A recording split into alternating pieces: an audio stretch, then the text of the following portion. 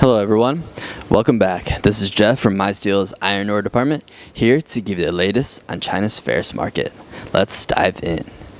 China's ferrous prices have maintained an upward trajectory since the beginning of July, with the pace of gains accelerating over the past week.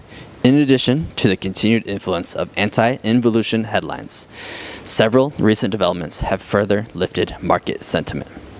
First, the General Office of the Communist Party of China's Central Committee and the State Council issued guidelines on advancing urban renewal initiatives with the target of achieving significant urban renewal progress by 2030.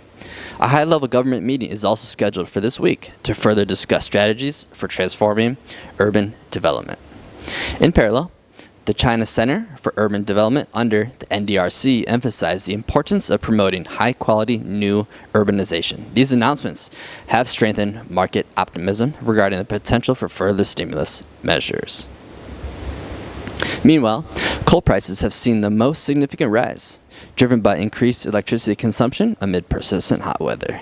Expectations of short-term coking coal supply constraints due to the Nadam Festival have also fueled a rally in coking coal futures. As a result, these combined factors have contributed to the broader strength in ferrous prices.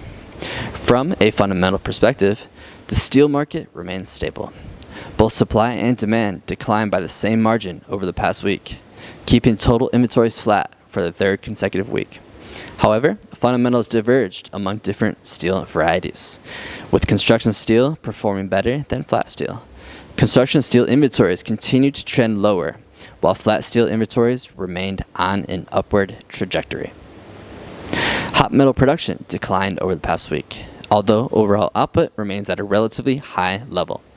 This decline was primarily due to seasonal maintenance plans and capacity replacements at several steel mills. In addition, environmental sintering restrictions in Tangshan, along with reduced crude steel production in Shanxi, are expected to exert additional downward pressure on local hot metal output this week. Although China's portside arrivals continues to rise, an increase in transshipment activity and a slowdown in unloading efficiency at some major Chinese ports led to a decrease in portside inventories last week. This tightening has provided further support for iron ore spot prices. Looking ahead, the first round of coke price hikes is expected to be implemented due to shrinking coking profits. This will raise steelmaking costs, thereby supporting steel prices. Meanwhile, anticipated production cuts and macroeconomic factors, such as the upcoming Urban Work Conference, will continue to boost market optimism, amplifying market movements. While the rebound momentum persists, the pace of price increases may begin to moderate.